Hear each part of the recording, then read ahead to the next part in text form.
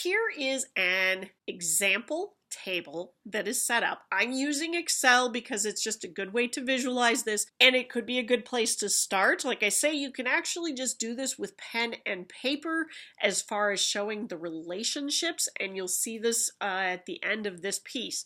But here is an original table. Say this is what you were given, which is very much like what you're going to be given for the lab this week. So we have some items. We have 3 different items. We have a t-shirt, a polo shirt, and a sweatshirt. In this case, we have our t-shirt comes in multiple colors. We have red, blue, and gray, and we have yellow and pink. Polo shirt comes in green, blue, and black, and our sweatshirt comes in gray, black, and blue. Then each of these items has a price, and they each have tax associated. If we remember back to our first normal form, it says each column must contain only one value. It must be indivisible. Let's go take a look at our form. Do you see anything that actually could qualify as having more than one value in a field? If you guessed the colors, you are correct.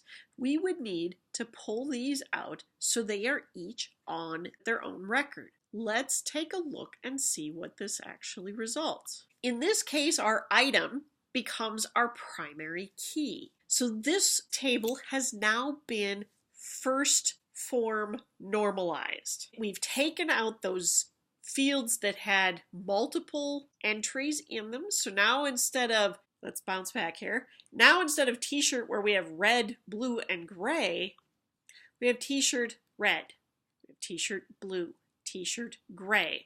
And then I brought them all together. So all of the different t-shirts together, all of the polo shirt colors are together, all of the sweatshirt colors are together.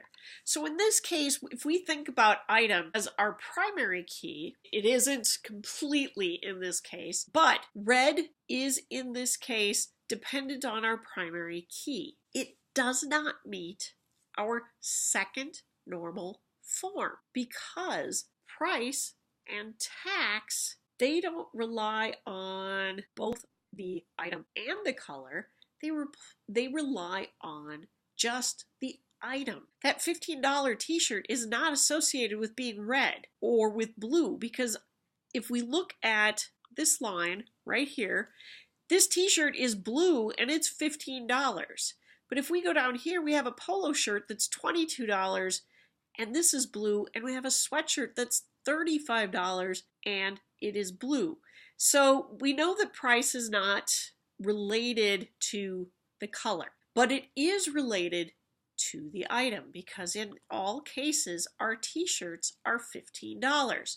So we need to actually pull out price and tax onto its own table. So now we have 2 tables. And in this case, now we have one table that just consists of the items. So we have our t-shirts, our polo shirts, and our sweatshirts, and the colors. The second table now has the items, and you'll notice it's only one of each because every t-shirt is worth $15. Every polo shirt is $22 and every sweatshirt. So it does not need to be written multiple times. So in this case, our primary keys that would relate to each other would be this item and this item. I'm going to get more into the relationships at the very end of this. So this set of tables has now been second form normalized. It meets the criteria of the first form normalization. We don't have any repeating records. It's all pulled out. Second form, we've now gone in and said, hey, we've got something that's not dependent here on just the primary key and everything else. We needed to pull that out. But this one is not third form normalized. It does not meet that criteria. Because let's go take a look. Third normal form says that there are no non-key fields that depend upon another. So let's go see what that means. Okay, well, we only have 2 items in this first table. We have red and we have t-shirt. Well, red is related to the primary item. In this case, price is also related to the primary item. But is tax related and dependent on the item? No, tax is actually dependent on the price. And because it's dependent on something other than what will be our primary key, it needs to also be pulled out. So here is the result. We now have 3 tables. We have this first table, which we had after we corrected and made for the first form normalization. We had t-shirts and we had the colors. We have polo shirts and we have colors. We have sweatshirts and we have colors. We had pulled out our second table, but we had item, price, and tax, but we found out that tax was not dependent on this item. Tax was instead going to this lower table dependent on price. Each of these is going to be related to one another through some primary keys. What would happen here is let's work our way backwards. This price in the third table is going to be related to the price that is in the second table. And the item in the second table is going to be related to the items in the first table. This is how we're going to be combining them together. So let's look at the relationship. The relationships that we have here is I have everything that's in orange is referred to as a one-to-one relationship. In this case, we have t-shirt is only from table 1 can only be related to t-shirt in table 2. So even though we have t-shirt listed 1, 2, 3, 4, 5 times here, there's only one entry here.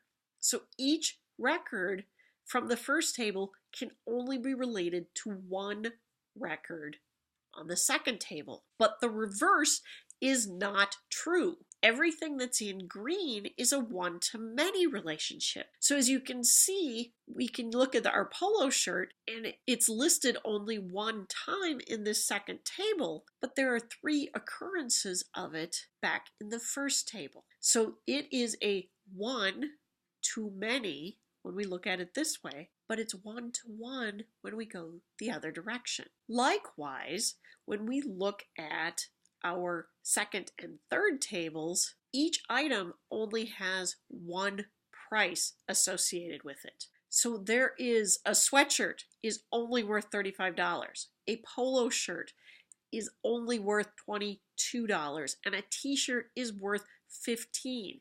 It's not that a t-shirt can be worth many other things. However, tax, when we look back, going back up, tax, because it's dependent on price, it has one rate, can be related to many of the items. So this is how we have our relationships. We have a one-to-one and a one-to-many. This was normalized data starting with one table and working our way through each of the 3 normalization steps. Just a quick review. First normal form, this will be the first thing that you do, is you're going to take each column and it must contain only one value. So if you're looking at a table, you need to break it out into another column so that it only contains one value. To make it second normal form compliant, it must meet first form. You must be done with that.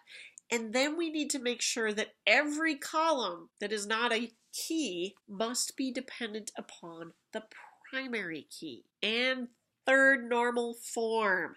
A database is in this, of course, if it meets second normal form. And we make sure that every non-key field is independent from the other fields. So it cannot, no non-key field depends upon another. It must be independent. If it depends on another non-key field within the table, then we need to separate it out into yet another table. Oftentimes, you don't need to go through this step if you complete the first 2 normalization steps thoroughly, but sometimes it's just that much data. So that is normalization and our primary, unique, and foreign keys. I'm going to show you more about how we work with those foreign keys in the next video, and then you'll have the lab for this week. Thank you.